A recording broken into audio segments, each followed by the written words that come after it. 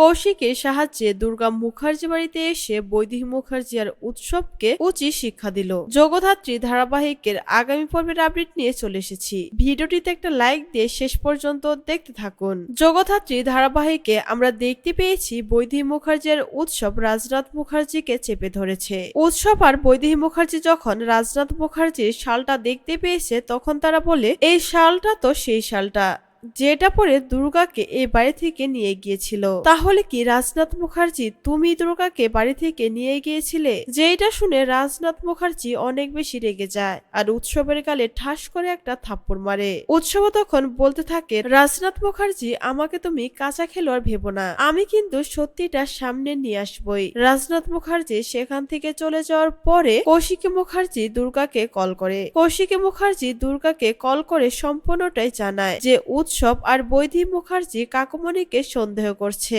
কাকুমণি যে সেদিন তোকে নিয়ে আশ্রমে রেখে এসেছিল সেইটা তারা প্রায় ধরে ফেলেছিল। তারা সন্দেহের বসে এই কথাগুলো বলেছে, কিন্তু এটাই তো আসলে সত্যি।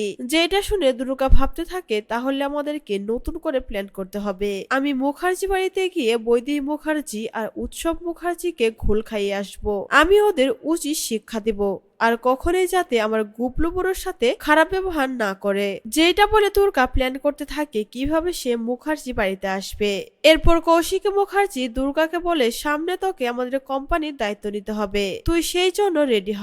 দুর্গা তখন বলতে থাকে, আমি এত বড় কোম্পানির ভার কিভাবে সামলাবো? কৌশিকী মুখার্জি বলে, তুই জগদ্ধাত্রী মেয়ে আর তোকে এটা পারতেই হবে। এরপর দুর্গা তার নিজের পরিচয়ে মুখার্জি বাড়িতে ঢুকবে। কৌশিকী মুখার্জি দুর্গাকে মুখার্জি বাড়িতে নিয়ে আসবে। দুর্গা মুখার্জি বাড়িতে এসে পদে পদে বৈদেহী মুখার্জি, উৎসব আর মেহেন্দিকে হেনস্থা করবে। তো ভিউয়ার্স, এই ছিল জগদ্ধাত্রী ধারাবাহিকের আগামী পর্বগুলোর আপডেট। কেমন লাগলো অবশ্যই কমেন্ট করে জানাবেন।